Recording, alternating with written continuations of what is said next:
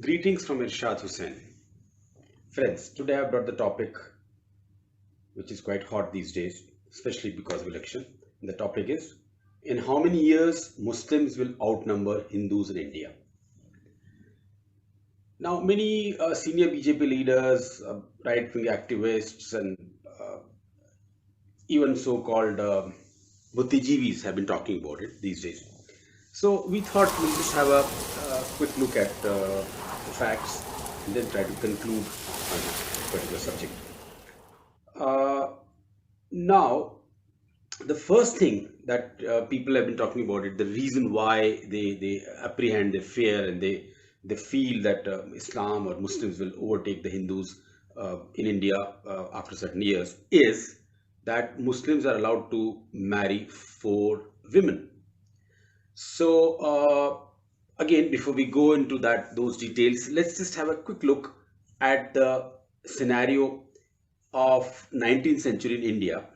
In India, the life expectancy of an average Indian in 19th century, say in the year 1820, it was less than 30 years. Yes, you heard it correctly.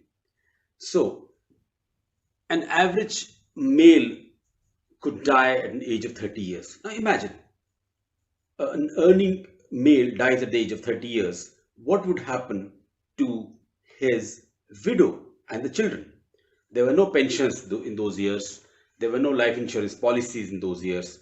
So basically, she would have to survive on the mercy of her relatives, husband side relative or her side relatives, and the neighbors.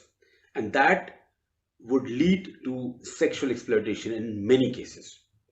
And that is the reason why, I mean, if you think about it, it was allowed in ancient India to commit sati because rather than getting exploited, sexually exploited, it was decided, okay, let her go to the funeral pyre and attain moksha along with her husband. Of course, this thing was abolished later on. Now let's shift the focus to Saudi Arabia in 7th century, the time when Islam came in. That time also same thing. The life expectancy of human being was similar, less than 30 years. And in the under same situation, the society allowed, and even the holy book of the Muslims allowed that the lady should be allowed to remarry rather than getting sexually exploited. And as the logic goes, I mean, no bachelor is going to marry a widow. So the men were also allowed to remarry. Means a married man could remarry a widow and take care of her and her children. Now, as I said earlier, this sati pratha was abolished by law. However, this polygamy is basically, it's like extinct. Tell me how many Muslims you know who are having four wives? We all know people. We all know we have neighbors and we have uh, co-workers and common people. So it's basically not there. Now, the next question comes that okay, the polygamy is not there. Then why there's a fact there is a slight growth rate of Muslims. It is slightly higher than the Hindus. The reason does not lie in the religion.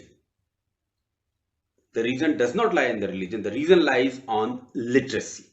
Muslims have a much lower literacy rate than the Hindus, and this is there in the government of India statistics.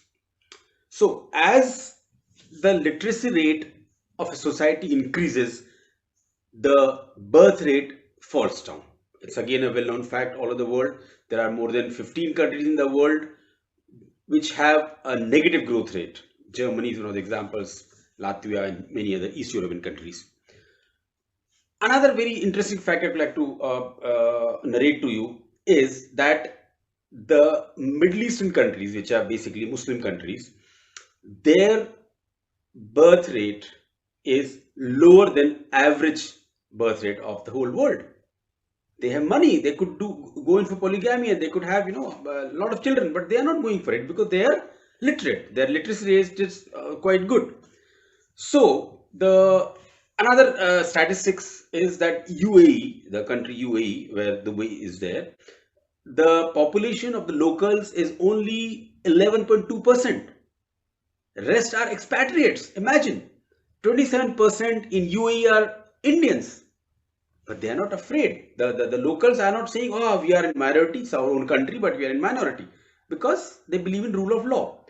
So the conclusion is that there will be no time, there'll be, it's really not possible at all that Muslim population could overtake the Hindu population in India. It's for sure. That's proven by mathematics. And now, if really our friends would like to further ensure that the Muslim population doesn't grow too much, best thing is to educate them, to open schools in the Muslim areas, educate them, make them literate, and then their growth rate and basically the birth rate is going to decline. Thank you so much. Till I come with another video, eat healthy and think healthy. Thank you.